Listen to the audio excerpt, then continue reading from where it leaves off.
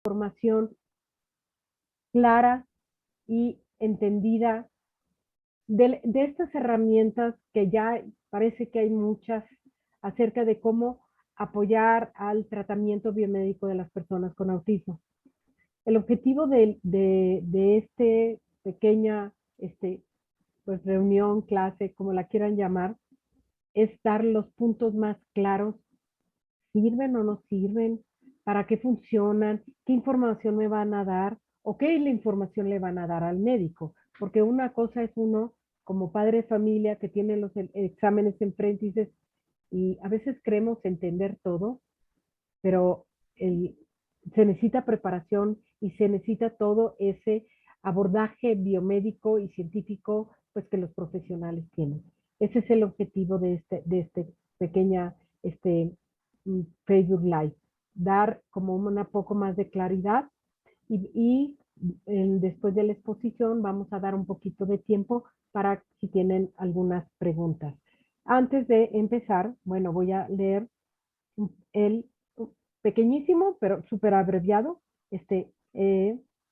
currículum de la doctora Graciela Varela. Ella es médica integrativa, miembro del Comité Científico del INCA y de la Fundación Bioabordajes de Autismo en Argentina. Máster en microbiota humana por la Universidad Cardenal Herrera en Valencia, España, y directora del Espacio Vital de Tucumán y una bellísima, bellísima persona.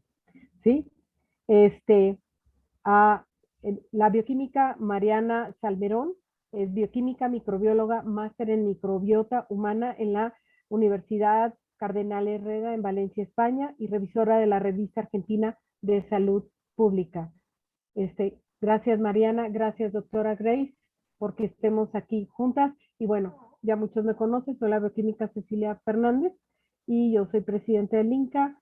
Y bueno, pues tengo muchos años en protocolo biomédico, vivo con un chico de 33 años con autismo y tengo un máster en suplementación funcional, bioquímica, biología y nutrición individualizada y nutrigenómica. Entonces, bueno, estas son nuestras cartas credenciales y empezamos nuestra charla de hoy. Voy a compartir pantalla.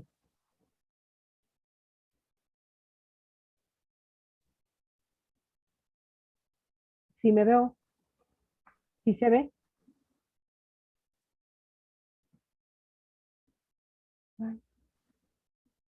Sí, sí se ve. Bueno, sí. Ok. ¿Me escuchan? ¿Sí? No. Hola, hola. Sí, pero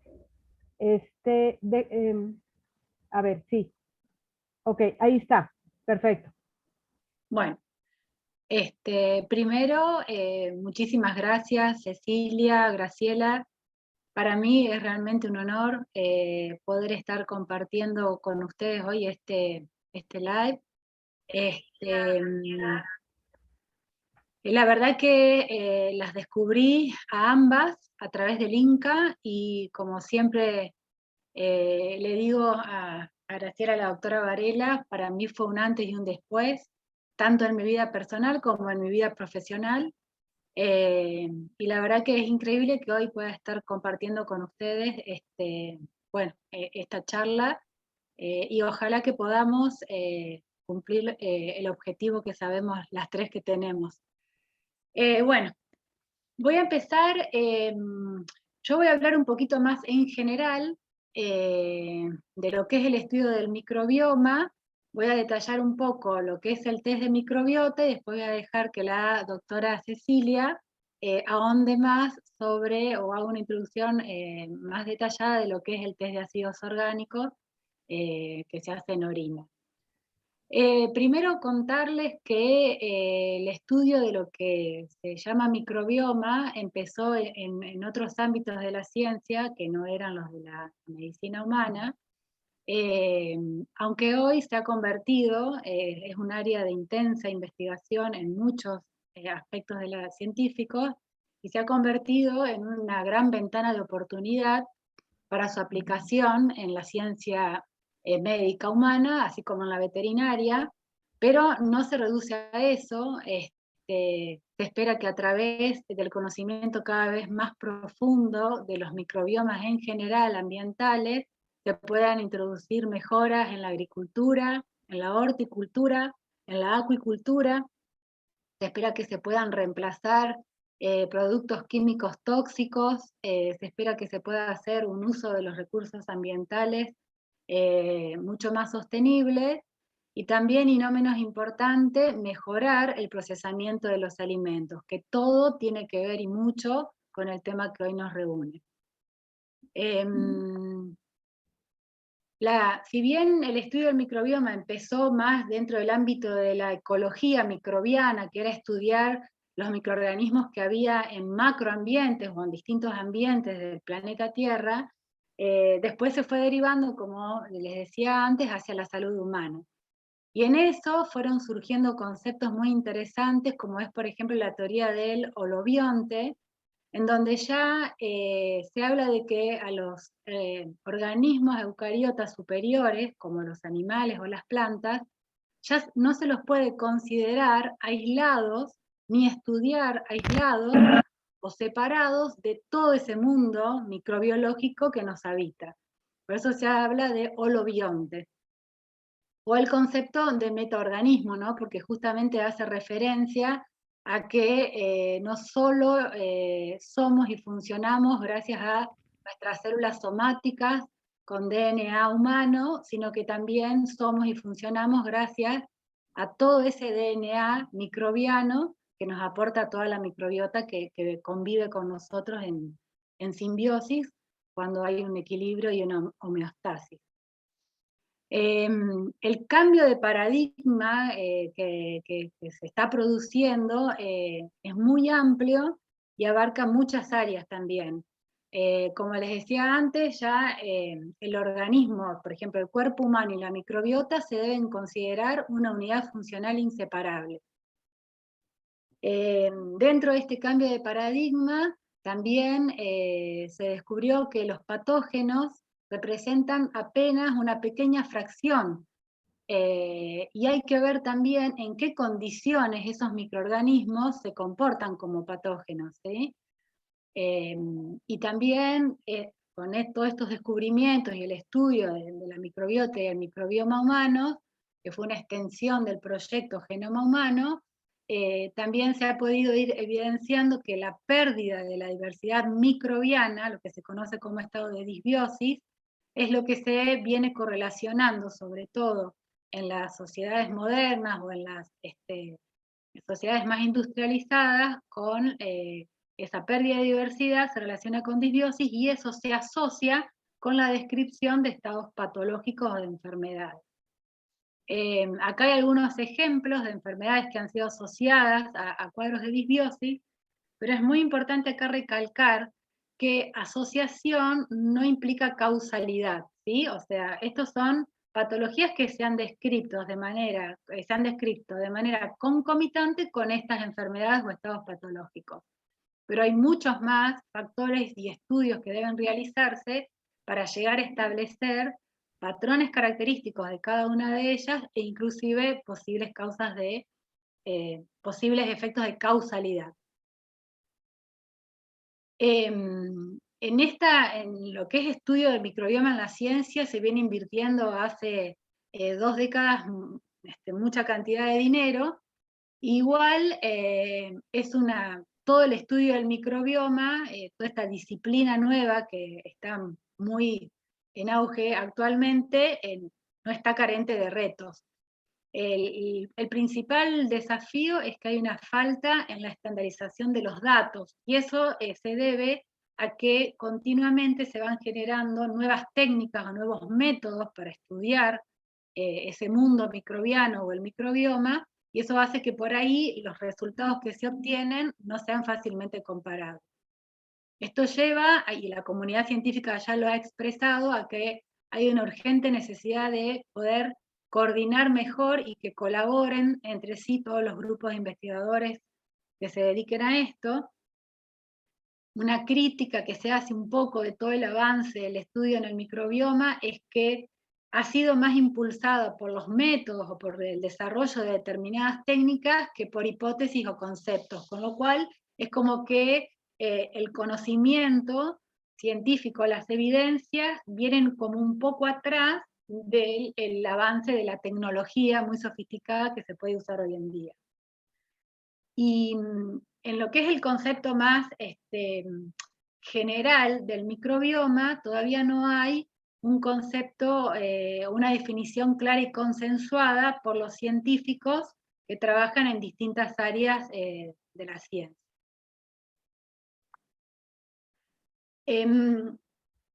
Es importante tener presente que si bien mirando la etimología de las palabras parecen parecen conceptos similares, en realidad no lo son, son conceptos diferentes. Microbioma viene de la palabra micro, que obviamente es pequeño, que también está en la palabra microbiota, porque obviamente siempre nos estamos refiriendo a ese mundo microscópico. Pero microbioma, y por lo que significa bioma, es como un concepto más holístico que no solo tendría en cuenta la presencia de las células microbianas, sino también todo lo que ellas generan y todo el ambiente que las rodea. En cambio, microbiota haría referencia solamente a los organismos vivos o las células de los organismos que están presentes en un determinado área. En este caso, por ejemplo, las mucosas o la piel de nuestro cuerpo. Bueno, si vamos a lo que es la microbiota humana, es lo que antes se llamaba la flora, es entonces la comunidad de microorganismos, tanto procariotas como eucariotas, que colonizan la mucosa y la piel del cuerpo humano. ¿Qué es procariota y qué es eucariota? Bueno, dentro del mundo de la clasificación biológica, a las células se las puede dividir en dos grupos. Procariotas son las que no tienen núcleo, y eucariotas son las células que tienen núcleo. Nosotros somos organismos pluricelulares con células eucariotas. Pero dentro de toda esa microbiota que nos habita, hay principalmente células procariotas, que están representadas por bacterias y arqueas, pero también podemos estar habitados por algunos eucariotas inferiores, unicelulares, como hongos, que pueden ser unicelulares o pluricelulares, o los protozoos. Virus, en lo que sería la definición de microbiota, no estaría incluido porque, como la habíamos definido antes, hace referencia a las células microbianas, y los virus sabemos que no son células y que justamente están incluso en el límite de lo que se considera un organismo vivo. Si bien todavía es un tema que está en discusión, en general se los considera que no son entidades vivas. Entonces no podrían los virus estar incluidos dentro de lo que es el concepto de microbiota.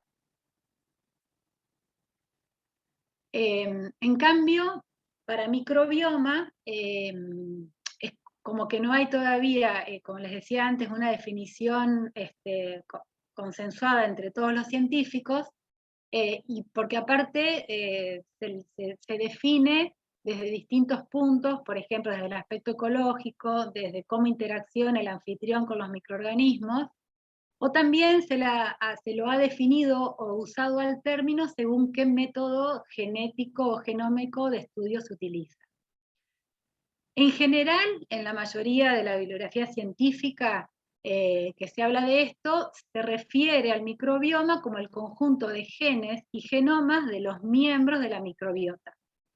Pero algunos científicos argumentan que en realidad esa definición concuerda más con lo que sería el metagenoma.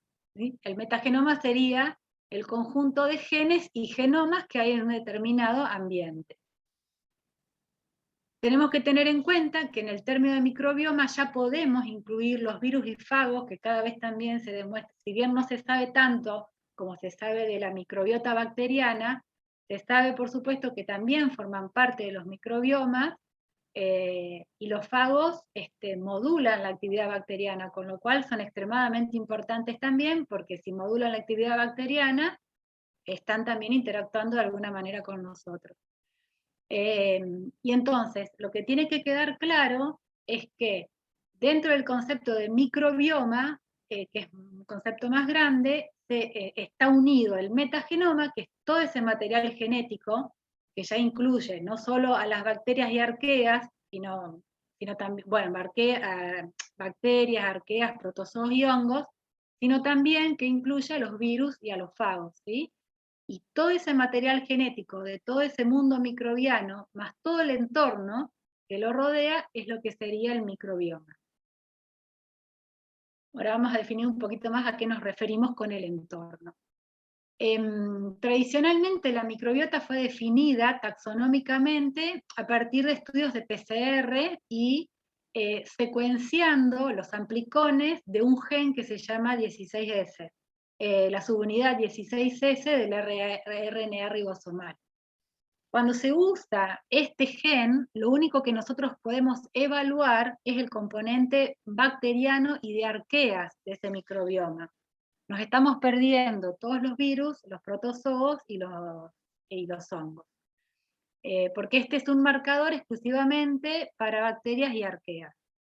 En cambio, con otra técnica que se llama técnica de secuenciación shotgun, que es un método más avanzado en donde se secuencia todo el genoma, todas las secuencias genéticas que haya en una muestra, ahí sí vamos a estar incluyendo en esos resultados también los genes y genomas de los plásmidos, de los virus, del DNA liberado de células muertas. O sea, se extrae de una muestra todo el material genético, se fracciona, se secuencia, es decir, se leen las palabras de ese material genético, y sí se está incluyendo realmente todas las formas de microorganismos que están presentes. Y bueno, y como les decía, el microbioma entonces sería la unión de los genes y sus genomas, más todos los productos que de ahí surgen y su entorno. Y el microbioma puede ser caracterizado ya no solo desde el aspecto genético, sino también ahí entran en juego otras técnicas ómicas, como se dice, que es la metabolómica, que es el estudio de los metabolitos que se producen en un determinado ambiente, la metatranscriptómica, que estudia los transcriptos de RNA, la metaproteómica, que estudia las proteínas que están presentes en ese sistema, y todo eso combinado con estudios clínicos y metadatos ambientales del lugar donde el organismo que estamos estudiando está inmerso, todo eso permite tener una idea mucho más amplia y holística de lo que sería el microbioma en su conjunto. ¿Sí? Que en esta imagen podemos verlo ejemplificado, que el microbioma entonces incluye a la microbiota, pero es más que eso, es la microbiota y todo el teatro de actividad que se desarrolla a partir de esa microbiota y de la interacción de esa microbiota con el hospedero. Entonces, también un poquito siguiendo con esto, hago hincapié en esto porque es fundamental, porque después según qué técnicas o qué estudios se realicen, va a ser la información que nosotros vamos a poder deducir, ¿sí? En los bioquímicos sabemos y siempre decimos que cuando uno recibe un estudio de laboratorio, por supuesto que tiene que saber descifrar qué es lo que ese estudio está informando, pero es muy importante saber también qué es lo que ese estudio no nos está diciendo. Es tan o más importante saber qué cosas yo no puedo deducir de un estudio, de cualquier estudio. Esto aplica para cualquier técnica de laboratorio. Entonces, si yo pregunto, quién está en un determinado ambiente, pongamos el intestino humano, eso lo puedo abordar desde la microscopía o desde una técnica que se llama culturómica, que es como una sofisticación de los cultivos originales del laboratorio de microbiología. Con esas técnicas yo veo qué células hay, qué microorganismos hay. Ahora, yo sí los veo, sé que están, pero si yo quiero saber qué es lo que están haciendo, tengo que empezar a estudiar, por ejemplo, su material genético. Si lo secuencio completo, se puede deducir para qué genes tiene, qué genes están formando parte de esos genomas y para qué enzimas pueden llegar a codificar. Ahora, yo sé que eso está ahí, pero si quiero saber qué de todo eso que está ahí está activo, ¿sí? Porque puede ser que yo tenga genes y yo los secuencio y sé que están determinados genes, pero yo no sé si en determinado momento esos genes están activos y están produciendo proteínas que estén implicadas en determinadas rutas metabólicas, ¿sí? Entonces, si quiero saber un poco más de lo que está pasando, necesito abordar otras técnicas ómicas como la metatranscriptómica, la metaproteómica o la metabolómica, que directamente va a estar dando el resultado final de toda esa expresión desde los genes hasta el final, y que me va a decir qué es lo que están haciendo realmente toda esa microbiota que tengo ahí.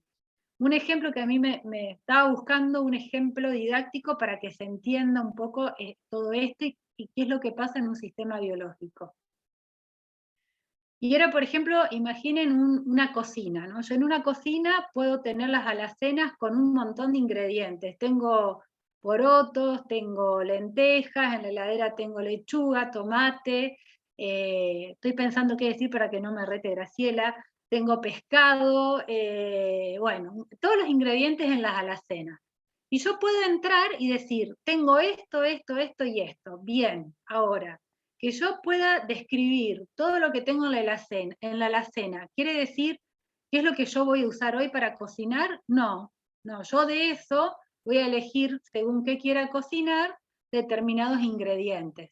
Entonces, medir todo el genoma me va a estar a mí dando la información de qué ingredientes tengo en la cocina.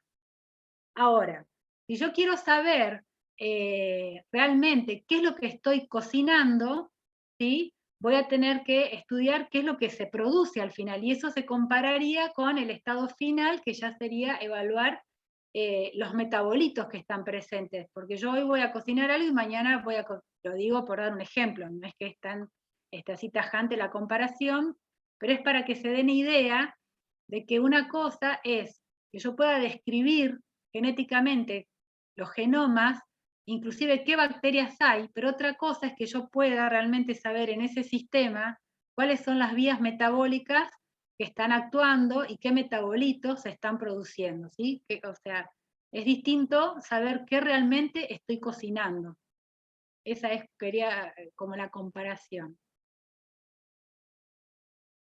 Bueno, simplemente para mostrar que, otra vez lo mismo, ¿no? Que uno puede estudiar el sistema, es decir, el microbioma, puede estudiar los ácidos nucleicos, puede estudiar las proteínas o puede estudiar sus metabolitos. Por ejemplo, hay un estudio en el que se describió, se estudió el componente microbiano de pacientes que tenían HIV, de pacientes que tenían lupus eritematoso sistémico y de pacientes que tenían, no me acuerdo, infección por Clostridium difficile. Y ellos vieron que comparando los perfiles de la microbiota por las técnicas genéticas no encontraron diferencias o características en la microbiota que les permitiera identificar qué enfermedad o patología tenía cada uno de estos grupos de enfermedades. Pero cuando vieron el perfil metabólico, sí encontraron que realmente había un perfil metabólico característico para cada una de estas patologías. Entonces, ¿qué es lo importante y qué es lo que se dedujo de este estudio? Que muchas veces, para poder hacer relaciones más fidedignas de la relación del microbioma con estados de enfermedad o con patologías, es más importante saber qué parte de la microbiota es la que está activa, más que saber cuál es toda la microbiota. O sea, como marcador, como factor de correlación, es más importante la microbiota que está activa, ¿sí? Y los metabolitos y las rutas metabólicas que están funcionando, que simplemente saber todas las bacterias que yo puedo tener en determinado momento en el intestino, por ejemplo. Esto lo voy a pasar porque es lo mismo que estamos tratando de redondear acá. Esto era para mostrarles todos los niveles en los que se puede estudiar el microbioma. Como les decía antes, se puede estudiar desde lo genético, se puede estudiar desde qué genes están activos, ¿sí? Porque hay toda una regulación de la expresión genética. Entonces, si yo miro los transcriptos de RNA, que es la molécula que se produce a partir de los genes, voy a saber que esos genes están realmente activos, están siendo transcritos y no que simplemente están en ese ambiente. Por supuesto, lo mismo con las proteínas. Si puedo medir directamente las proteínas, sé qué enzimas van a estar y también puedo saber qué enzimas están funcionales. Y por último, el último eslabón de todos estos niveles serían los metabolitos, ¿sí? Que me van a estar dando realmente una idea mucho más cercana de cuál es la real funcionalidad de la microbiota en una determinada muestra. Los métodos preferidos actualmente para estudiar las heces son una combinación de la metagenómica shotgun, que es la que permite secuenciar el genoma de todos los microorganismos, más los virus, plásmidos y todo el material genético que haya en esa muestra, pero integrada con el metaboloma, porque por sí sola la información genética o saber con nombre y apellido las bacterias que hay, no alcanza para realmente poder evaluar qué es lo que está sucediendo en esa obra de teatro, ¿no? Que sería el microbioma intestinal en este caso. Entonces sería, ¿y por qué no se hace tanto hincapié en la metaproteómica y en la metatranscriptómica? Porque son técnicas más desafiantes desde lo operacional. El RNA mensajero se degrada muy fácilmente, los métodos que se usan no están tan al alcance de cualquier laboratorio, como la espectrometría de masa y una cromatografía seguida de espectrometría de masas, no son cosas que todavía no han llegado al ámbito clínico como si han llegado las técnicas que hacen la taxonomía de las bacterias o el análisis de los metabolitos.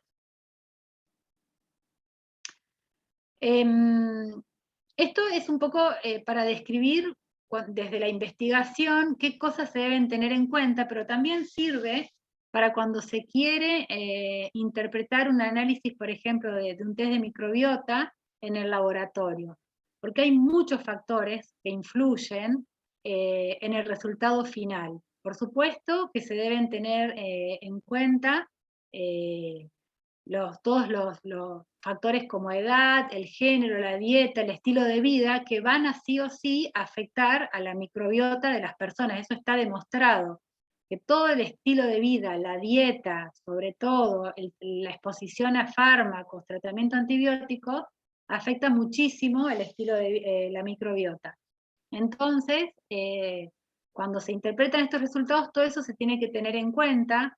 También saber que la microbiota tiene cambios estacionales, incluso hasta cambios leves en el ciclo circadiano, con lo cual tenemos que saber que cuando uno se hace un estudio de microbiota, por ejemplo, eso va a estar representando una foto de un momento, y quizá no podemos saber cuánto tiempo esa microbiota va a ser igual, en cuánto tiempo va a cambiar, o sea, son muchos factores que siempre tenemos que tener en cuenta. Y es por eso que para poder ayudar o utilizar estas técnicas como auxiliares para un diagnóstico, se tiene que complementar con información clínica, con otras técnicas de diagnóstico, para poder tener una foto más real de lo que está pasando en determinado momento con un paciente. Y por supuesto, aclarar que sucede con esto como para cualquier otra técnica de laboratorio, que va a haber factores desde lo operacional que también pueden influir, desde el lugar donde se toma la muestra, con qué se toma la muestra, el tiempo que tarda el transporte, qué método se utiliza en el caso de la metagenómica para hacer la extracción del material genético. Los sistemas de la informática que se utilizan también pueden introducir variables, por eso hoy por hoy se sabe que no se puede comparar un estudio de microbiota hecho por una entidad privada con otra, porque todas estas variables hacen que directamente no sean comparables, o sea, se van a obtener realmente resultados diferentes en cuanto a lo que es la composición y la cantidad relativa de las distintas especies bacterianas que se puedan encontrar. Un poco para hacer historia en lo que fue el estudio de la microbiota humana, fue una extensión del proyecto Genoma Humano, y en el 2008 se empezaron a hacer 2 grandes proyectos, después hay muchos más, pero bueno, está el proyecto Microbioma Humano de Estados Unidos, el Instituto de Salud de Estados Unidos, y el MetaHit, que es el proyecto metagenómico del tracto intestinal humano en Europa. Y a partir de estos proyectos fue que se empezó a conocer un poco más de lo que significa todo este mundo microbiano que nos habita. Tenemos 3 minutos. 3 minutos. Bien, bien. ¿Qué sabemos? Sabemos que las células microbianas son al menos tan abundantes como las células somáticas. Una relación 1 a 1, con lo cual ahí recordamos el concepto de holobionte, ¿no? Se sabe que hasta 2 kilos de nuestro peso van a corresponder al peso de la microbiota, así que los que están gorditos y se van a pesar todo el tiempo, sepan que 2 kilos son por la microbiota, se pueden sacar hasta 2 kilos de peso. En un determinado momento pueden existir entre 500 y 1000 especies de bacterias en el cuerpo, y lo que es más importante, más allá de la cantidad de células microbianas, es que desde lo genético, el potencial de variabilidad genética microbiana que hay es muy grande. Mientras que en el genoma se han identificado aproximadamente, el genoma humano, 20.000 genes, las bacterias aportan hasta 2 millones de genes. O sea, es muy grande la diferencia en cuanto al potencial genético y de diversidad genética que pueden aportar las bacterias con respecto al genoma humano. O sea, si uno analiza el genoma humano para que se den una idea, todos los seres humanos nos diferenciamos en lo que es nuestro genoma solamente en un 0,5% de nuestro genoma. En cambio, el genoma de las bacterias que nos habitan pueden ser diferentes entre 2 personas hasta en un 90%, ¿sí? O sea, nos diferencia entre personas mucho más el contenido genético aportado por las bacterias que el contenido genético aportado por nuestro propio genoma, ¿sí? Bueno, 100 billones de microorganismos pueden llegar a poblar el tubo digestivo con una densidad mayor en sentido distal. Y bueno, y por supuesto esto que les decía, sabemos que los microorganismos evolucionan a lo largo de los años, varían entre niños, jóvenes y ancianos, y están muy afectados por factores ambientales y por el estilo de vida de la persona. Esto lo voy a pasar por alto, esto quedará para la próxima. Esto era para ejemplificar, estos son los 50 géneros más comunes de bacterias que, por ejemplo, se encontraron en un estudio de 9.316 individuos. Y lo que resalta es que, por ejemplo, el género Bacteroides era el más abundante en general. Pero así como era en la mayoría de las muestras el más abundante, se encontraba que en algunas personas estaba hasta en 3 órdenes de magnitud menor, ¿no? Supuestamente son personas sanas. Estamos tratando de definir lo que es el microbioma en personas sanas. Inclusive había hasta 1% de individuos que ni siquiera tenían el género Bacteroides. Esto es un poco para mostrar lo difícil que es caracterizar, o sea, no hay una firma que pueda considerarse como una microbiota sana. Entonces imaginen que a partir de ahí lo difícil que es caracterizar o asociar las variaciones de la microbiota con distintos estados de salud o enfermedad. En cuanto al test en sí mismo, la elección del test va a depender de la viabilidad, el costo y la aceptación del paciente. Hay que tener en cuenta que las heces no van a capturar todos los microbios del intestino, los que están más unidos a la mucosa van a estar menos representados. También hay que tener en cuenta que en la muestra de heces que es retenida en el colon, va a haber un sobrecrecimiento de bacterias de determinadas especies bacterianas favorecidas por la fermentación. Eso va a introducir siempre un sesgo entre lo que se va a poder medir en el laboratorio y lo que realmente está viviendo en el intestino. Esto es muy importante, si bien son técnicas complementarias, y lo ideal sería poder enfocar y hacer todas las técnicas, evaluar todos los aspectos del microbioma, pero por ejemplo se ha visto que con métodos de culturómica que el enfoque metagenómico aislado puede pasar por alto muchas bacterias raras que no están bien representadas en las bases de datos de referencia. Graciela creo que tiene un ejemplo para contarles su práctica, y que a veces sucede que hay bacterias que se van a aislar desde por ahí métodos de cultivo, pero no se van a poder identificar por los métodos metagenómicos, ¿sí? Por otro lado, al revés, sabemos que la ventaja de la metagenómica es que como el 85% de los microbios del intestino son anaerobios, no son fáciles de cultivar, si bien cada vez se van desarrollando tecnologías más sofisticadas también para hacer cultivo, pero en la actualidad, si no hubiese sido por la metagenómica, no nos hubiésemos enterado de esa cantidad enorme de especies bacterianas que habitan nuestro colon. Esto era un poco la idea de lo que pasa cuando, con todos los estudios y las herramientas que están a disposición de los profesionales de salud.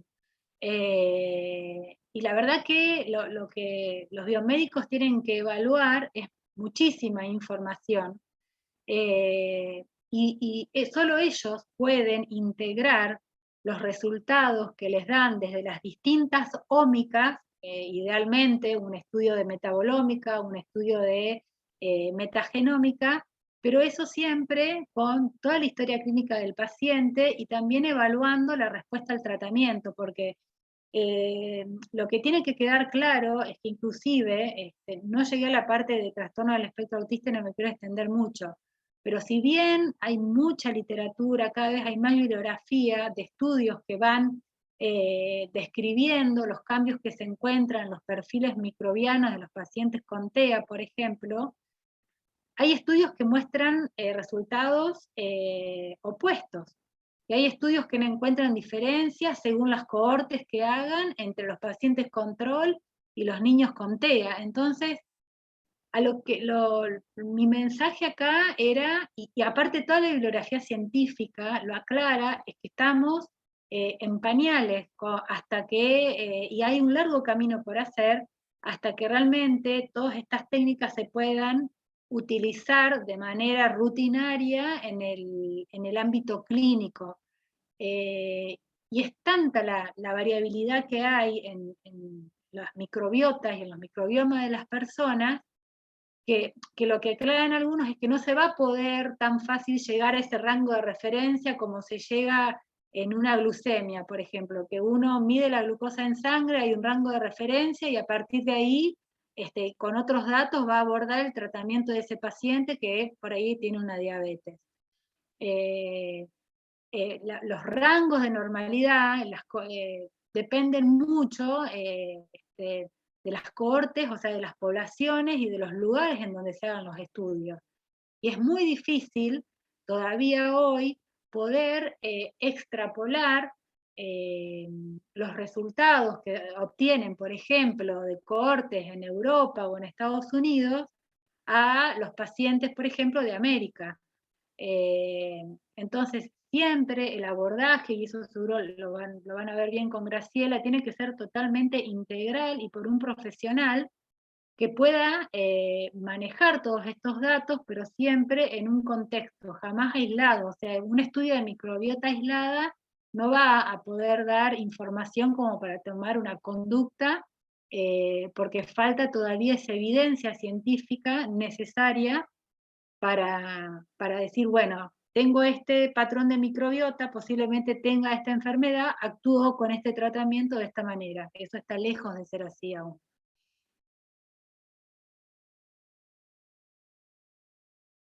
Muy bien. Bueno, ahora sí si dejas de compartir pantalla, María. Oye, qué belleza. Ok, déjenme compartir pantalla para no perder el hilo de todo lo que nos ha compartido. Denme un segundo. Ahí está. Bueno, voy a ahondar rapidísimo, pero todo lo que dijo la bioquímica Mariana es, pues, está hilado a dejar como la idea. Nada va aislado, ¿verdad? Tiene que ser integral y alguien tiene que ser el director de orquesta, que es el médico, el biomédico, vamos a llamarlo así, ¿no? Entonces, como de todo el estudio de microbioma, ¿sí? Y de microbiota, y depende de las diferentes técnicas, el examen de ácidos orgánicos creo que le queda así como que muy a la par para poder entender una parte de todo lo que se habla del microbioma. Entonces vamos a hablar un poquito y voy a regresar luego al microbioma de acuerdo a lo que la bioquímica Mariana compartió. Primero, el examen de ácidos orgánicos es un examen que se originó en Estados Unidos por el doctor Shaw. Él es el patente, es el diseñador de él. ¿Pero qué son los ácidos orgánicos? Los ácidos orgánicos son, son productos de desecho de las principales rutas metabólicas del cuerpo, ¿sí? Son ácidos orgánicos porque tienen carbono, pero además tienen otros compuestos, oxígeno, nitrógeno, ¿sí? Y para mí, y Mariana no me lo deja mentir, para lo que somos bioquímicos, bueno, para mí es el Rolls Royce de los exámenes del metabolismo. No hay otro mejor. Ahí puedes encontrar todo, pero hay que saberlo encontrar. Entonces, tenemos que medir los productos de desecho. ¿Dónde se miden? Se miden en la orina. Entonces, yo hice un ejemplo muy sencillo.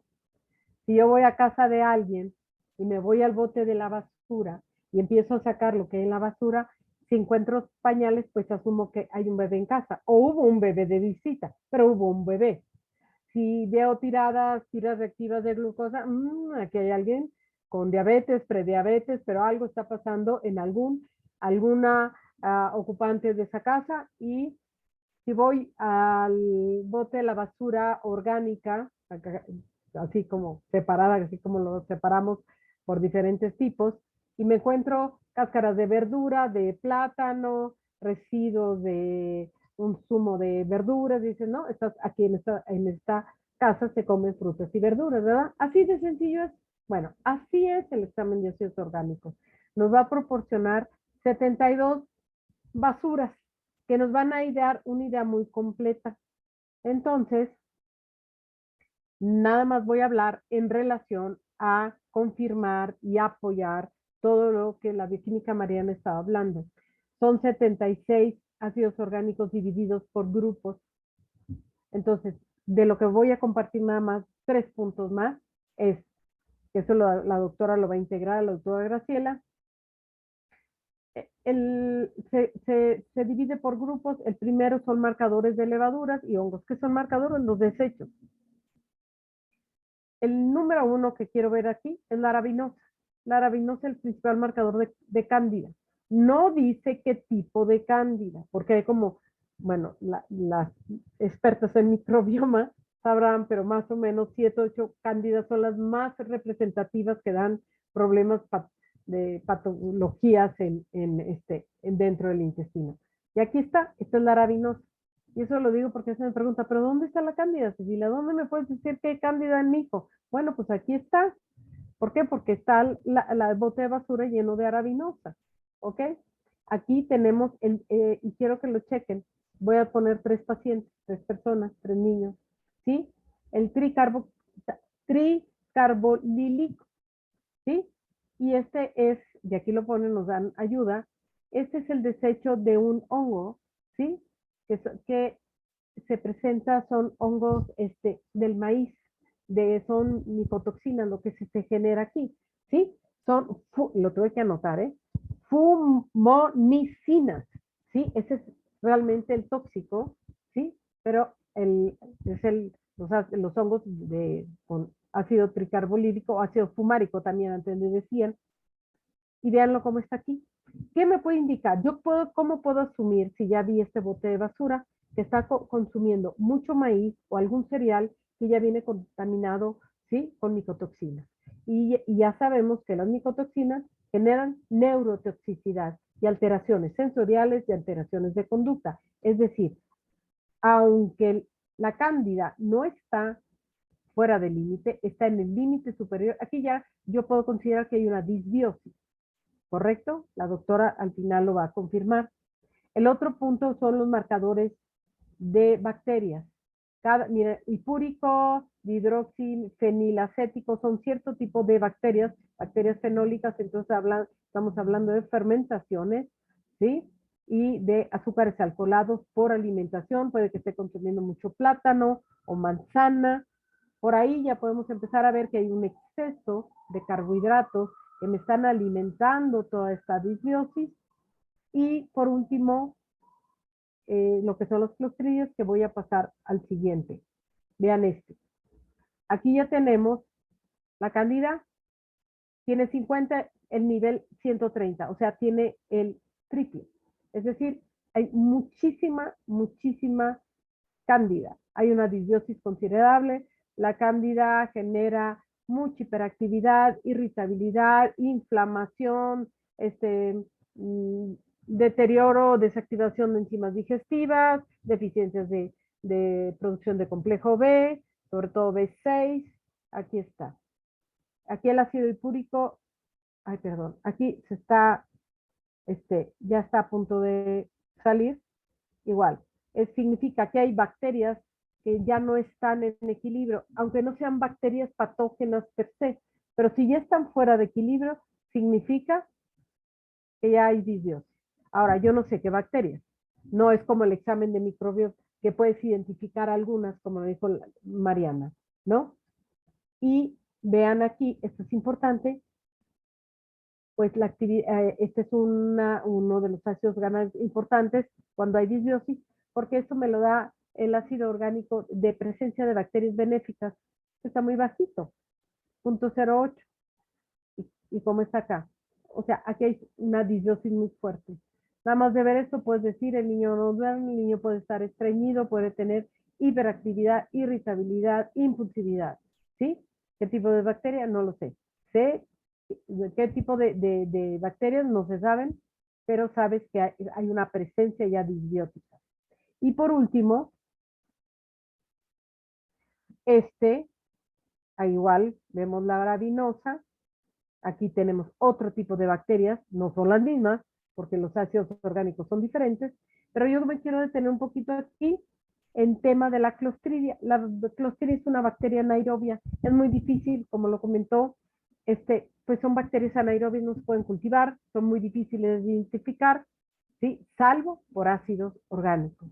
Entonces, son muy tóxicas, son neurotóxicas, generan mucha agresión, mucha autoagresión, les llamo yo los azotapuertas, los niños viven en una intolerancia, irritabilidad y muy fuerte. La más tóxica es el Clostridium difficile, pero no menos estas. Entonces, si tengo yo todas estas aquí, aunque no los tenga acá, ¿qué necesito hacer? Pues empezar un protocolo. Desde el punto de vista nutricional, ¿qué tenemos que hacer? Quitar en especial la carne roja, pudiéramos decir quitar toda la proteína animal, porque a la clostridia le gusta mucho la fenilalanina, que es un aminoácido que está muy presente en la carne roja. A veces con empezar quitando, haciendo un cambio en la dieta, en la intervención nutricional, bajando alimentos una dieta anticándida, que no consuma carbohidratos, una antiinflamatoria, ya le vas quitando carne, proteínas animales, sobre todo rojas, nos va a ayudar mucho a apoyar el protocolo biomédico, el abordaje biomédico que lleva el médico, ¿sí? Y aquí, este es mi último, este es muy interesante, me gusta mucho porque fíjense, tenemos aspergillus, tenemos dos tipos de aspergillus, la arabinosa está a punto de salirse y tengo hongos o sea, de cereal, micotoxinas.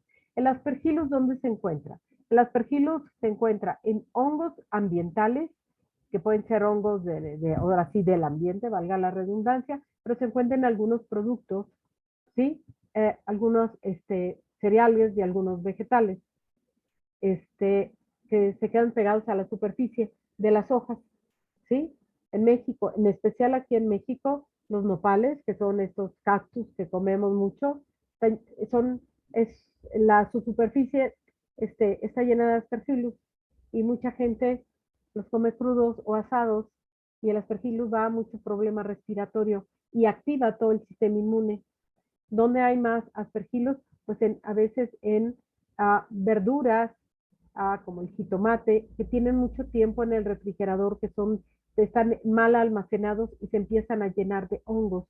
Y nosotros creemos que con nada más darle una lavadita y que ya no se vea, ya no hay. No, no, no. Claro que hay, quedan las esporas, los que se tiene que hacer un proceso de remojar en vinagre blanco, por lo menos media hora, en una solución de 200 mililitros, 2 litros de agua por 250 mililitros de vinagre, para poder hacer una, pues ya una limpieza de este arpegilo. El arpegilo genera mucho problema y también es disparador de asma. Entonces, fíjense el nivel de disbiosis que tiene aquí, aunque sí tiene bacterias buenas, no han sido suficientes porque la clostridia está creciendo. Recordemos, la clostridia crece cuando hay mucha cándida, porque la clostridia se crece debajo de la cándida como medio protector, está la colonia cándida y acá hay muy poco oxígeno. Entonces, este examen me da un panorama general, no bordado a mano como el examen de microbiota, pero me dice por dónde empezar un protocolo, por dónde empezar una dieta. A veces, si nada más hacemos un test del microbiota, como dijo Mariana, pues no sé más, pero aquí ya sabemos, ¿sí?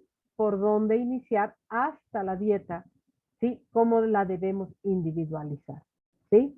Y entonces, con esta información, pues ahora sí les cedo la palabra a la doctora para, Graciela, para que integre cómo haríamos en esta primera reunión, cómo integramos estas informaciones. Bueno, gracias. Después de las exposiciones de estas profesionales excelentes y personas maravillosas, ¿no?, que son ambas, ya tengo una base para poder explicar al menos un poco qué hacemos, qué hago con toda esta información, qué hacemos los médicos. Así que bueno, muchísimas gracias. Sí, un poco me recuerda esas grandes bibliotecas de la presentación de la bioquímica mariana, ¿no?, cuando estamos con tanta información, y no solo son estos estudios, sino muchos otros estudios que a veces acude el paciente ya a la consulta de primera vez con una cantidad de información enorme. Bueno, ¿de qué se trata? De poder evaluar al paciente dentro de todo ese contexto clínico y la información que proporcionan los estudios, y ver cómo vamos a integrar toda esa información dentro de un abordaje médico-funcional integrativo para poder restablecer la salud cuerpo-mente, que es a lo que apuntamos todo, ¿no? Y hacer equipo con los papás, que se transforman realmente en estos casos, ¿no? Papás de hijos con autismo se transforman en evaluadores e investigadores permanentes de los tratamientos de sus hijos, y eso está muy bien. Y está muy bien también esto de poder formar equipo con el médico y los profesionales de salud que trabajan de manera interdisciplinaria, porque en este caso los médicos somos quienes vamos a poder, con toda esa información, dar líneas de tratamiento, si no nos perdemos a veces en un mar de información.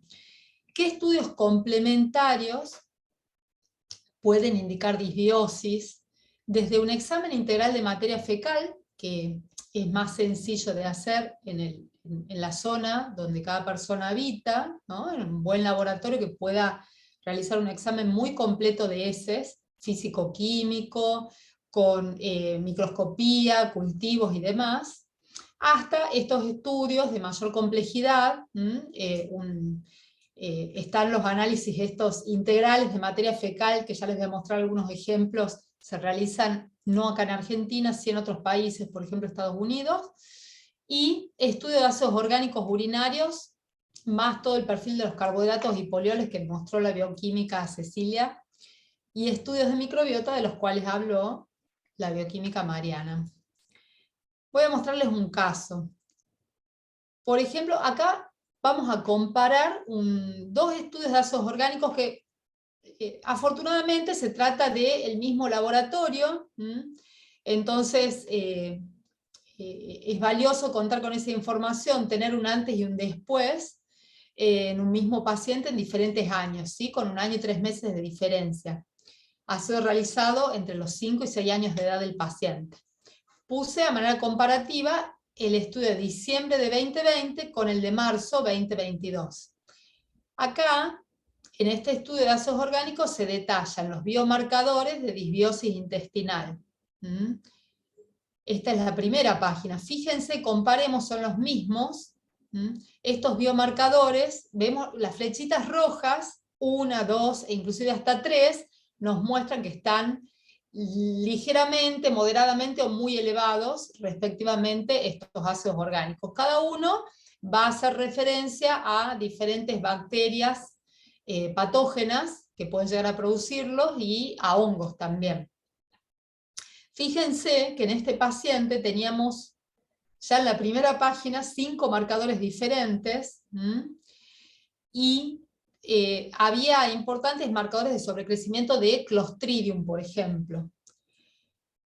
En cambio, en el de marzo 2022, está elevado, sigue elevado el 3-hidroxifenilacético respecto al de diciembre del 2020, pero menos cantidad, y hay otro marcador que es el 4-hidroxifeniláctico que está elevado. En la página que sigue tenemos también 5 marcadores más de disbiosis, después ya hay otro que habla de oxalato, esto lo podemos dejar para la charla de la semana próxima. Y fíjense cómo ha mejorado, está muy bueno poder establecer esta comparación, ¿no? Idealmente podríamos pedir, si está al alcance del paciente, un estudio de ácidos orgánicos cada 6 meses o 1 vez al año, según. A veces no se puede realizar, pero sería ideal. Y así podemos establecer la comparación y a la vez de evidenciar por un método de laboratorio, por supuesto vamos viendo, ya voy a hablar después de eso, la respuesta clínica al tratamiento, que coincide con la mejoría que se ve en el estudio de ácidos orgánicos.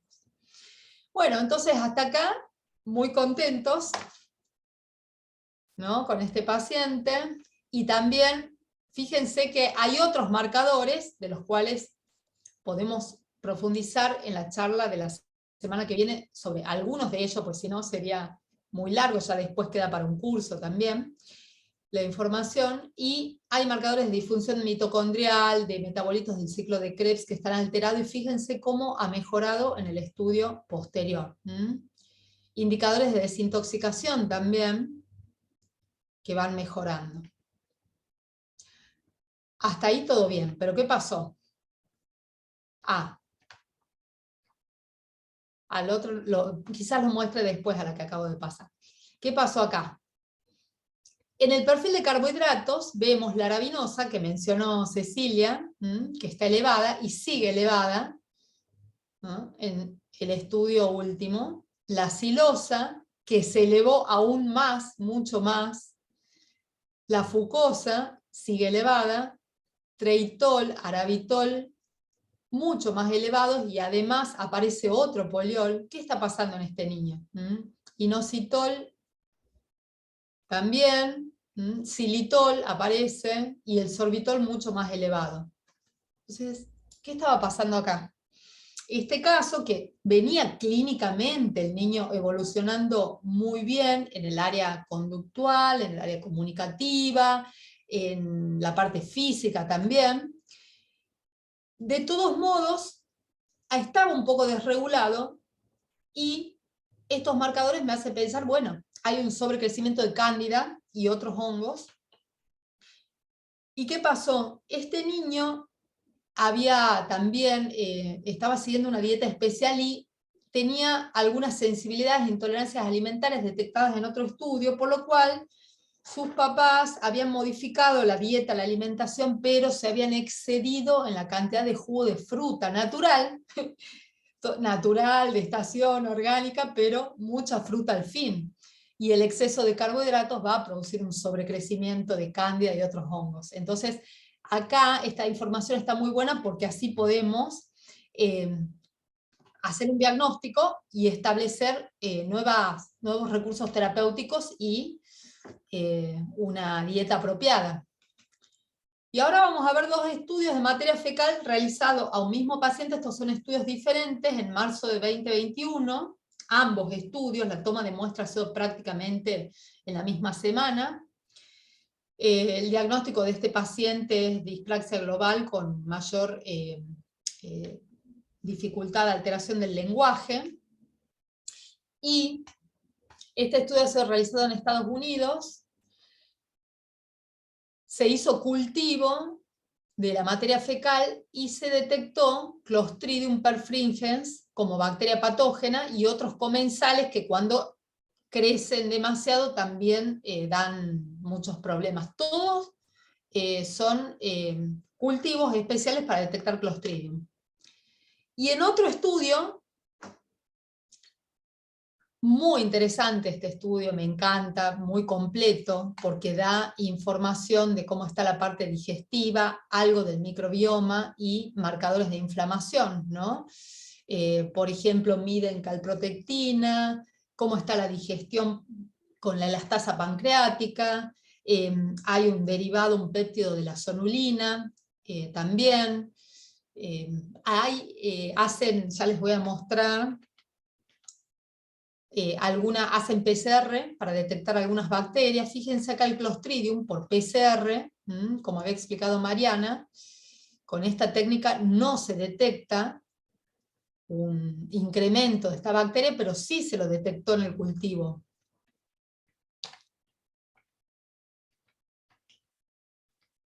Y acá, bueno, es un estudio, como les digo, muy completo, no quería abundar en información, pero también se observa por microscopía si hay parásitos, también se realizan diferentes métodos de cultivo. La verdad que me encanta este estudio, que además de todo hace una especie, un antibiograma con agentes comunes, antibióticos comunes y con agentes naturales.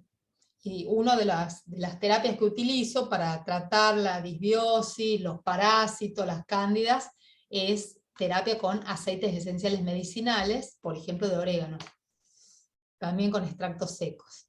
Y este es un estudio del mismo paciente meses antes de los anteriores.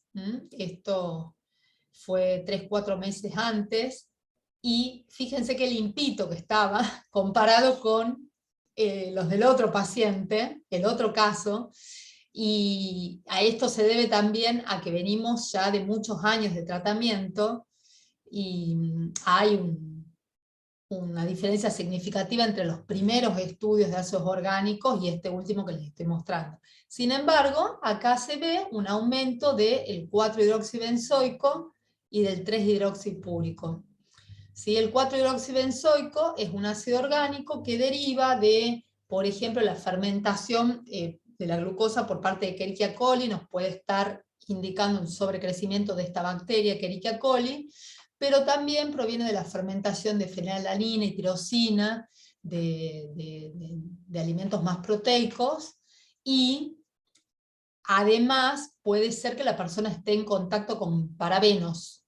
Eso también nos puede alertar. Los parabenos están en alimentos como conservantes, productos de cosmética, productos farmacológicos, y están vinculados a cáncer, alergia y muchas patologías. Y además el 3-hidroxipúrico también nos habla de Clostridium, ¿sí? Nos lleva a pensar, esto a partir de un estudio de acción en el año 2016, y otros investigadores que demuestran que se produce este metabolito mucho en pacientes con autismo que tienen sobrecrecimiento de Clostridium. Así que bueno, con toda esta información, ¿qué hago? Ahí tengo que juntar todas las piezas de rompecabezas, ¿sí? por supuesto me son de mucha utilidad estos estudios, principalmente el estudio de ácidos orgánicos. Y a partir de ahí vamos a ver cómo restablecer la salud digestiva y la salud mental, que van de la mano, el eje microbiota, intestino, cerebro.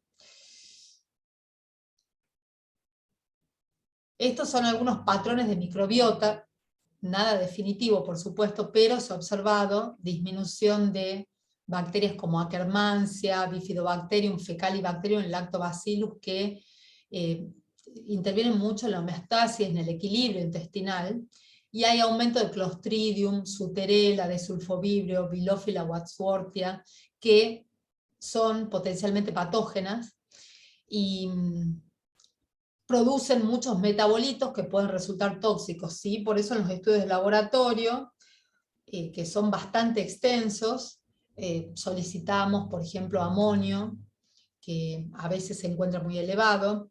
Se producen también como metabolitos tóxicos el sulfidrilo, derivado del azufre.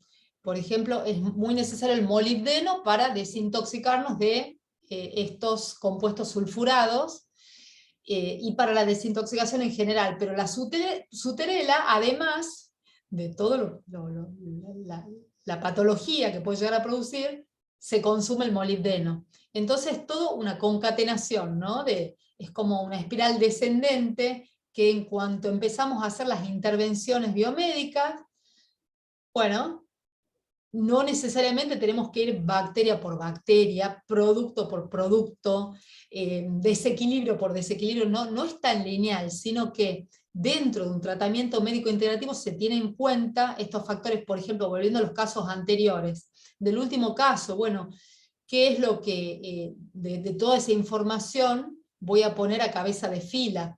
Este niño, este paciente, por más que viene bien, viene evolucionando en todo sentido de manera favorable, de pronto sigue con un problema de disbiosis, con Clostridium.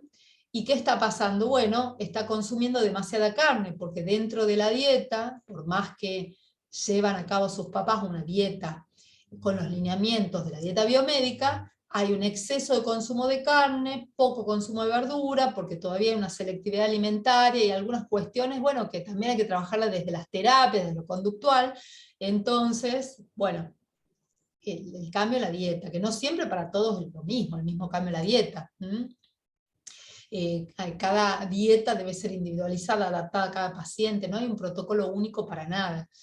Y en el primer caso, como les conté, también revisar los factores alimentarios. Además, bueno, ¿qué puedo hacer por cada uno de estos pacientes? Voy a utilizar aceites esenciales medicinales, voy a utilizar fitoterapia, algunos suplementos nutricionales, pero poniendo en la balanza qué es lo que debo priorizar, y siempre teniendo en cuenta al paciente como esa totalidad, cuerpo, mente, emociones, que para estar en un equilibrio tenemos que atender a cada uno de los factores.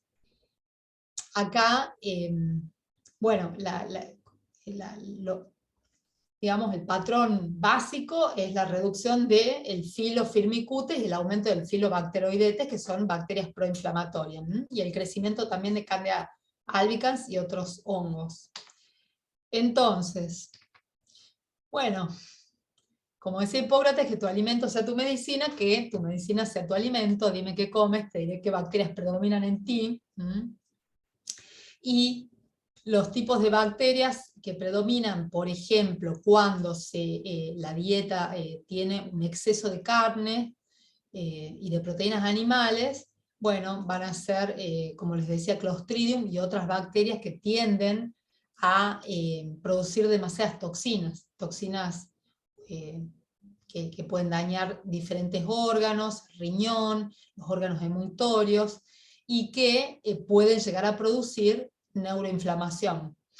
Entonces, esto es muy importante, está perfecto, o sea, dentro de la dieta biomédica vamos a eliminar gluten, lácteos, alimentos industrializados, soya, azúcar, colorantes, aditivos, glutamato, etcétera, etcétera, etcétera. Pero tampoco podemos excedernos ni en el consumo de harina sin gluten, ni en el consumo de carbohidratos, por más que sean saludables las frutas, por ejemplo, ni tampoco en el consumo de carnes, porque van a predominar, quizás vamos a hacer crecer ya excesivamente ciertas colonias de bacterias que en exceso van a producir diferentes síntomas y patologías. Bueno, y si consumimos muchos carbohidratos, también vamos a tener,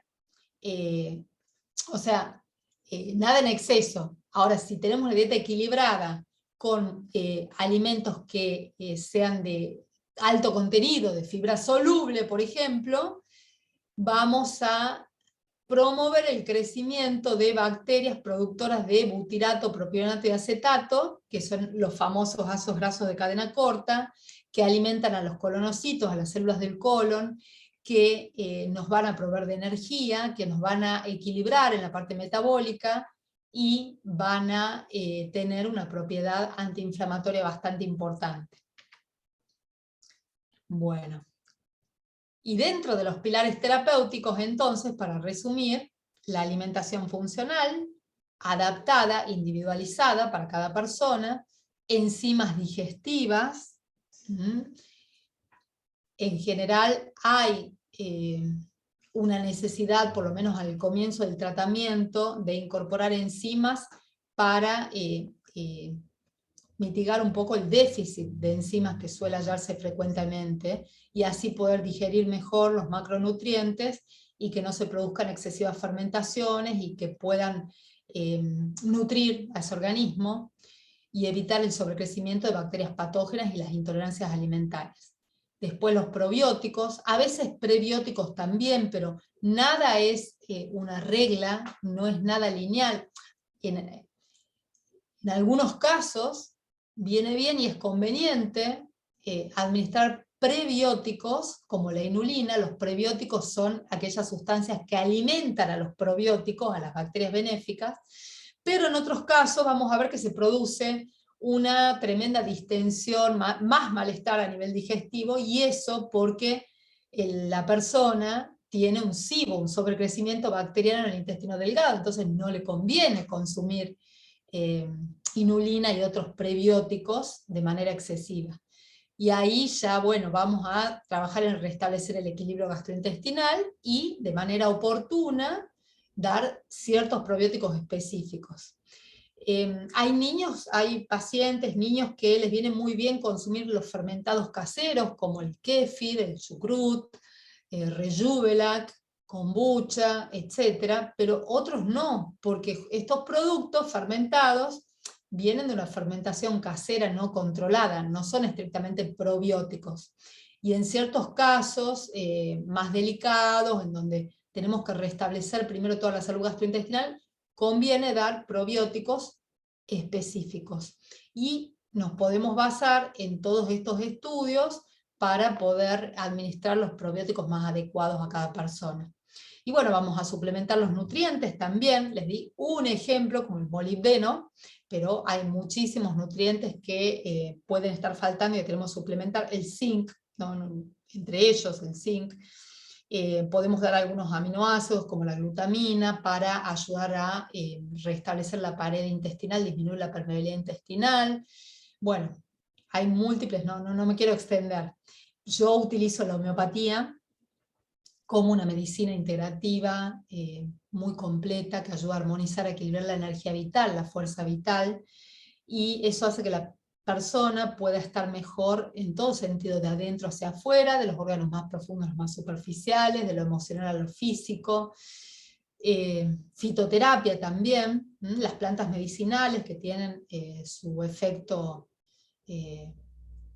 benéfico, también puede tener efectos adversos e interacciones, entonces también hay que ver, de acuerdo a cada caso, la edad, el peso, las características, qué planta medicinal puedo dar y cuál no. Ahí incluyo no solo las tinturas madres, los extractos secos, sino también los aceites esenciales medicinales, quimiotipados, que con muy poca cantidad, apenas unas gotas, podemos tener un efecto terapéutico enorme. Y bueno, todo lo que implica la desintoxicación también, y el apoyo a los órganos emuntorios, hígado, riñones, piel. Y a veces, o sea, en general, cuando se sigue un tratamiento biomédico, se produce una sinergia.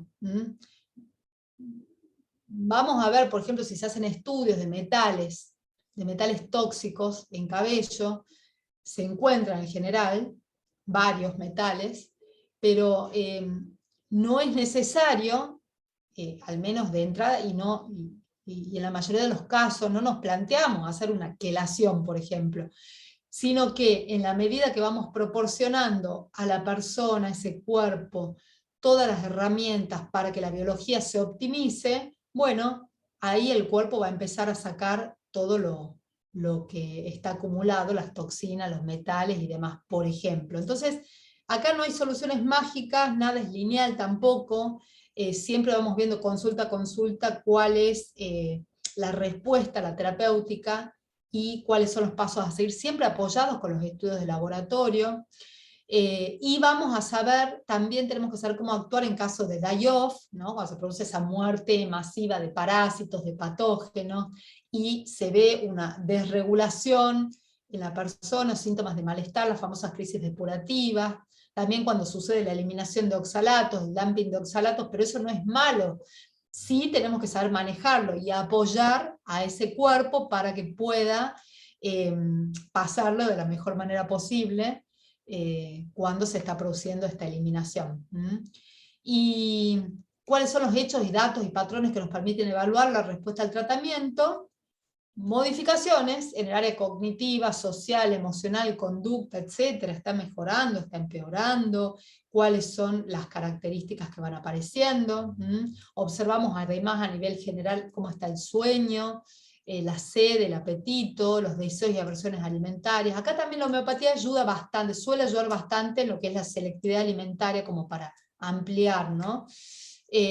Cómo está la transpiración, los olores del cuerpo también se van modificando, en la motricidad, en el área sensorial, vamos a registrar evolución de síntomas físicos, cómo están las alergias en piel y vías respiratorias, en general son síntomas que con el tratamiento van a ir mejorando. El aspecto de la piel, las infecciones respiratorias recurrentes, o sea, a veces hay niños con trastorno del desarrollo que se enferman muy seguido, muy frecuente, viene de un historial de infecciones respiratorias, tratamientos antibióticos, preventivos, antialérgicos, y otros que los papás relatan nunca hace fiebre, nunca tienen una infección o una aparente infección, porque hay una falta de reactividad también de respuesta, ¿no? Entonces, de pronto, de nunca hacer fiebre, empiezan a hacer cuadros febriles ante alguna infección, y eso no está mal, está bien, ¿no? Entonces, por eso digo, todo hay que evaluarlo dentro del contexto. Pero en general, ¿qué pasa? El niño y su familia, porque su familia también va siguiendo la dieta, las pautas del tratamiento biomédico, se enferman en general menos frecuente, menos intenso, es más fácil sacarlo de esos cuadros. Los trastornos gastrointestinales también tienen que ir mejorando, los trastornos neurológicos, bueno, eso es lo que esperamos, ¿no?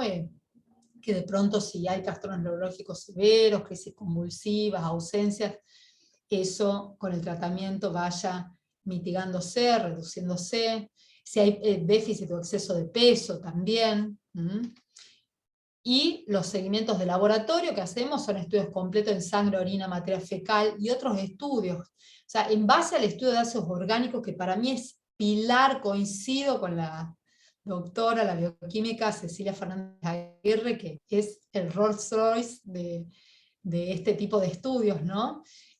Me va a dar muchísima información, más los estudios de laboratorio, más comunes, en donde voy a evaluar rutas metabólicas, respuesta inmunológica, sistema endocrino, si hay déficit de nutrientes, cómo están las rutas de detoxificación, si hay estrés oxidativo, estudios de neurotransmisores que se pueden analizar en sangre y en orina, ¿no? Otros indicadores de disbiosis y parasitosis, las sensibilidades alimentarias, los tóxicos ambientales y alimentarios, polimorfismo genético, bueno, hay un amplio panorama, pero con, justamente no vamos a hacer consulta a consulta, enorme cantidad de estudios que ya van a proporcionar una información que excede la real necesidad, sino que vamos a distinguir consulta a consulta qué pedir, cuándo pedir, cómo, y siempre, siempre repito, con la evaluación del paciente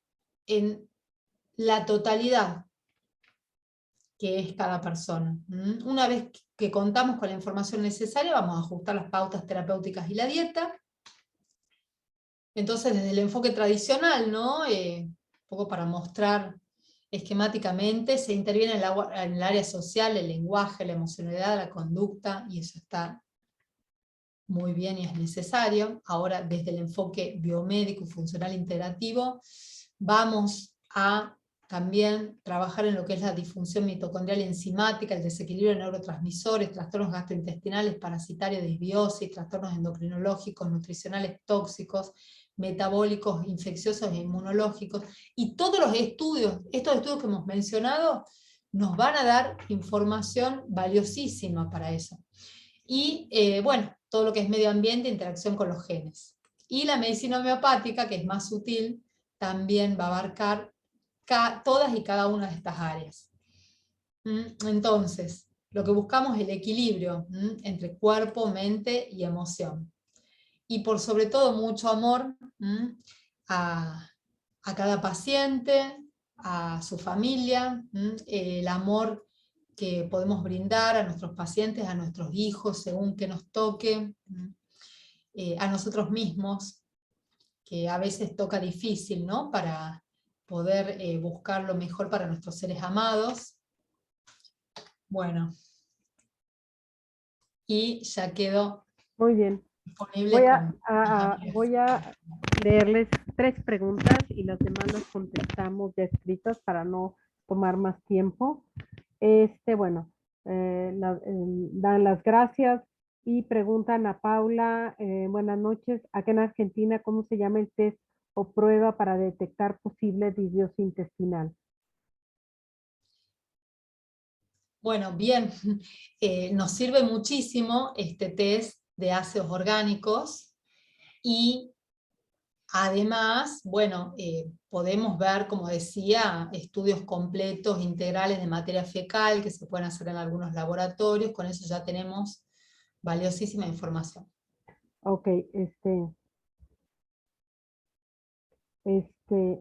a ver, mira, dice, ¿cuándo llegan los científicos a comprobar esa evidencia científica? Ya somos muchos, ya somos muchos los que tenemos, no entiendo a María Alejandra, ya somos muchos los que tenemos evidencia científica. No entiendo la pregunta. Si no la vuelves a escribir o si alguien entiende, no sé. Eh, Preguntan Ana Paola que sí, además del laboratorio de Great Plains en Estados Unidos, que si hay en Argentina algún examen completo como el de ácidos orgánicos. Sí, por ahora el laboratorio que lo está haciendo es el Laboratorio de Metabolómica de Córdoba.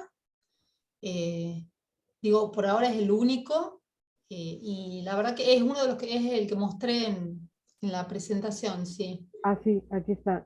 El que está Metabolómica. mostrando Metabolómica Córdoba. Ok, exámenes de ácido orgánico. Después si me escriben al mail, ahí puse, creo que puse mis datos de contacto, bueno, Mira, varela.graciela@gmail.com. Bueno, lo puedes anotar. para que pase hacia alguna información Si me precisa por lo pasan escrito. lo ponemos ahorita en el Facebook aquí mismo, y si me lo pasan, ya lo pongo. Pregunta, mm, Mariana, ¿cuál sería el mejor examen de microbioma? Entonces, porque hay diferentes, ¿cuál te recomendarías? No hay mejor. Ideal, el cuadro ideal sería poder evaluar todos los aspectos para integrar, y sobre todo porque lo que sucede es esto, que hay una gran variabilidad del microbioma entre las personas que se pueden considerar como sanas. Entonces cuando el médico recibe un estudio, primero tiene que saber si eso que está viendo en el estudio realmente es indicativo de alguna patología en particular. Sí. Esa es evidencia la que todavía falta o no está cerrada, no sé si a eso iba también un poco la pregunta de la otra persona que no terminamos de entender. Es verdad que hay mucha evidencia, hay muchos reportes en cohortes que estudian y que encuentran asociaciones, pero la ciencia se construye no solo, digamos, con reportes aislados, después hay que poder verificarlo a eso, y como los mismos papers, todos los papers que uno ve de reportes de asociación de disbiosis con distintas patologías o con el autismo, que es la que estamos viendo hoy, todos señalan desde un principio de que esto está en pañales, y porque depende mucho de en qué cohorte se está estudiando y de dónde se sacan. Y como sucede con los estudios de genética humana, el ambiente influye muchísimo en cómo el microbioma va a variar y va a responder. O sea, es como que estamos abriendo una ventana en un mundo con una potencialidad enorme, y que la idea es que el día de mañana sí realmente se llegue a cada vez poder aprovechar más la información. Dentro de todas las, digamos, las ómicas que hay, como les mostré en el gráfico, por ahí la que uno tiene la información más cercana a lo que está realmente sucediendo es cuando llego a la punta de toda esa expresión, desde los genes hasta lo que pasa realmente, hasta cómo se está cocinando la sopa, diríamos de una manera. Porque por ejemplo, por ahí saber los nombres y apellidos de las bacterias puede servir desde lo descriptivo en algún aspecto o en patrones muy generales, pero, por ejemplo, las vías metabólicas o las rutas metabólicas hay redundancia. ¿Qué quiere decir esto? Que por ahí las mismas vías metabólicas pueden estar representadas por una especie bacteriana o por la otra. Entonces, llevándolo al ejemplo de la cocina, yo puedo estar preparando una ensalada y necesito que salga de determinada manera. Quizá yo tengo distintos aceites para preparar esa ensalada. Voy a usar el que tenga a mano, y la persona que come la ensalada no va a saber qué aceite le puse. Si la ensalada está bien hecha y está equilibrada con la sal, el vinagre, etc., la ensalada va a salir bien. ¿Qué quiero mostrar con esto? Que por ahí a veces no es tan importante el nombre y apellido de las bacterias que estén en el intestino, sino qué es lo que están haciendo. Por ahí, distintos patrones microbianos pueden estar llevando a cabo las mismas rutas metabólicas, y los productos que se están produciendo van a ser similares y pueden estar equilibrados en personas con distintos patrones de microbiota. Entonces es como que lo que más información se ve que puede llegar a dar, y que sea más fácil de ir también correlacionando con estados de salud y enfermedad, es, como les decía, la última parte, es ver realmente qué es lo que está pasando. Porque a mí no me sirve saber qué ingredientes tengo en la cocina, me sirve saber qué comida se está haciendo, cómo está saliendo y qué productos y qué gusto tiene esa comida, por tratar de hacer la analogía, ¿no? Sí, Sí. ok. Me volvió a escribir acerca de la pregunta de que no entendí, que no Bien. comprendía. Más bien hablaba que si hay tanta evidencia científica, porque muchos médicos dicen que no existe. Bueno, me voy a atrever a contestar. Pues sí, sí, sí existe. Lo que pasa es que pues falta información o falta interés de buscar, no nada más lineal, sino buscar de una manera amplia, como dice, integrar todo, ¿no? Hay un documento del 2014 que sacó el Instituto de Autismo de Estados Unidos para responder a esto. Más de 400 referencias bibliográficas, y nada más habla de comorbilidades en autismo. No habla tratamientos, no habla nada, nada más todas las comorbilidades con evidencia científica que existen, desde crisis epilépticas, estreñimientos, autoagresiones, todo eso. Sí hay, más bien falta voluntad, creo yo. Sí, de veras de aceptar, ¿o no, doctora? O sea, de ver otra mirada que no sea la que siempre nos han dicho, y que al final de cuentas en muchas veces la culpa es de la mamá, no es de la biología. Entonces, bueno, de esto se trata este espacio que vamos a seguir teniendo con ustedes para compartir esto, para compartir ciencia y hacerla de una manera coloquial, de una manera amable, de poder entender a las lindas bacterias, de poder entender estos complicados exámenes, pero de una manera práctica y entender el trabajo que hace realmente un médico funcional integrativo, ¿sí? Y todo lo que hay atrás. Y que sí tiene un gran valor y pues, una expectativa de que los niños mejoren su calidad de vida, lo que necesiten mejorar, ¿verdad? Bueno, yo creo que terminamos. Muchísimas gracias y los esperamos próximo jueves para la segunda parte y yo creo que vamos a tener que hacer una tercera, pero ahí lo vemos el próximo jueves. Muchísimas gracias, Mariana, doctora Muchas Graciela, gracias. y cualquier otra pregunta Gracias se a las vos, Ceci. hago Gracias, llegar para contestar. ¿Ok? Saludos. muchas gracias. Estamos desde México. Les mando un beso. Bye. Buenas noches. Chao.